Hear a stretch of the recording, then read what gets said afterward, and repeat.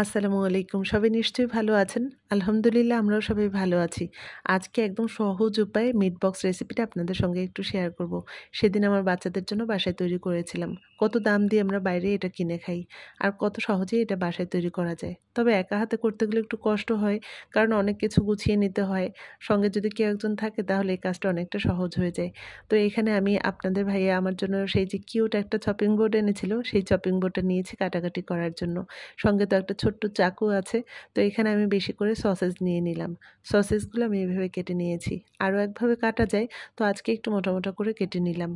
আর আজকে এই মিট বক্সে একটু আলুর পরিমাণটা একটু বেশি দিব। কারণ ইদানিং আমার বাচ্চারা আবার আলু খেতে চায় না। ভাবলাম এটা তো অনেক মজা করে খাবে। এখানে যদি আলুর পরিমাণটা একটু বাড়িয়ে দিই তাহলে ভালোই হবে। ওরাও একটু মজা করে খাবে, আলুটাও খাওয়ানো হবে। তো আলুগুলো আমি এভাবে কেটে নিলাম। আলুগুলো সসেজের মতো একটু মোটা, মোটা করে কেটে নিয়েছি। অন্যদিকে আমি চুলায় বেশি করে পানি বসিয়ে দিয়েছি আলুটা সেদ্ধ হওয়ার জন্য।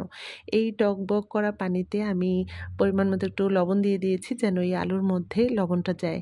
তো সেই আলুটা আমি পানির মধ্যে ২-৩ মিনিটের মতো রেখেছি, তারপর পানিটা ঝরতে দিয়ে দিয়েছি। বেশি সময় রাখা যাবে না, তাহলে আলুটা বেশি নরম হয়ে যাবে। আর বেশি নরম হয়ে গেলে ভালো লাগবে না। এইখানে ব্লেন্ডারের মধ্যে আমি একটা ডিম পোচ করে দিয়েছি, তারপরে ২-৩ কোয়া রসুন কুচি দিয়েছি, তারপরে দিয়েছি আমি কাঁচামরিচ, তারপর সামান্য একটু লবণ দিয়েছি, তারপরে একটু সস দিয়েছি, ৩ টেবিল চামচ উঁচু করে গুঁড়া দুধ দিয়েছি। এখন একটু লেবুর রস দিচ্ছি আর সামান্য একটু তেল দেব। তেলের পরিমাণটা কম দেব, কারণ বাসায় তৈরি করা জিনিস তেলটা যদি একটু কম দিই ভালোই হবে। বাইরের মেয়োনিজে তো অনেক পরিমাণ তেল থাকে। যাই হোক, এখানে আমার মেয়োনিজটা করা হয়ে গেছে। আর অন্যদিকে সেই যে সেদ্ধ করা আলুটা নিয়ে নিয়েছি একটা বাটির মধ্যে, তার সঙ্গে আমি একটু মরিচের গুঁড়ো, সামান্য একটু লবণ দিয়েছি, কারণ আলুর মধ্যে তো আগেই লবণ দেওয়া আছে, তাই ব্যালেন্স করে দিতে হবে। আর এরপরে আমি কর্নফ্লাওয়ার দিয়ে দিয়েছি। কর্নফ্লাওয়ার একটু বেশি করে দিতে হবে। কর্নফ্লাওয়ার দেওয়ার কারণে এই আলুটা যখন ভাজবো তখন এটা অনেক ক্রিস্পি হবে। আলুটা খুব ভালোভাবে মেখে নিচ্ছি কর্নফ্লাওয়ারের সঙ্গে। অন্যদিকে আমি চুলায় তেল বসিয়ে দিয়েছি। তেলটা যখন গরম হয়ে গেছে তখন গরম তেলে অল্প অল্প করে আলুগুলো ভেজে তুলে নিতে হবে। তো আলুটা দেওয়ার সঙ্গে সঙ্গে নাড়াচাড়া করা যাবে না, ২-১ মিনিটের মতো একটু অপেক্ষা করতে হবে। এক সাইড একদম একটু শক্ত হওয়ার জন্য এক সাইড একটু শক্ত হয়ে গেলে তারপর নাড়াচাড়া করতে হবে। তো আলুটা ভাজা হয়ে যাওয়ার পরে আমি সসেসগুলো দিয়ে দিলাম। আর সসেসটা দিয়ে বেশি সময় রাখা যাবে না, আর কি ২ মিনিটের মতো একটু নাড়াচাড়া করলেই সসেসটা হয়ে যাবে, কারণ তেলটা তো অনেক গরম, এটা ভাজতে বেশি একটা সময় লাগলো না।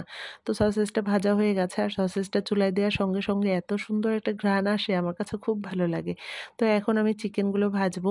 আর এই চিকেনটা আদা, রসুন, সয়া সস, তারপরে পরিমাণ মতো লবণ দিয়ে ডিপ ফ্রিজে আর কি ম্যারিনেট করা ছিল।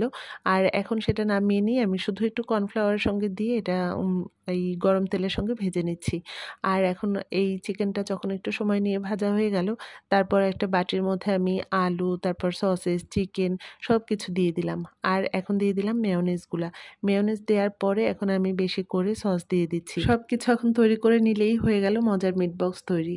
বানানো তো খুব সহজ, কিন্তু এটা তৈরি করতে অনেকটা সময় লেগে গেছে, কষ্টও হয়েছে একটু। সঙ্গে যদি কোনো একজন হেল্পার থাকতো তাহলে কাজটা অনেক সহজ হয়ে যেত।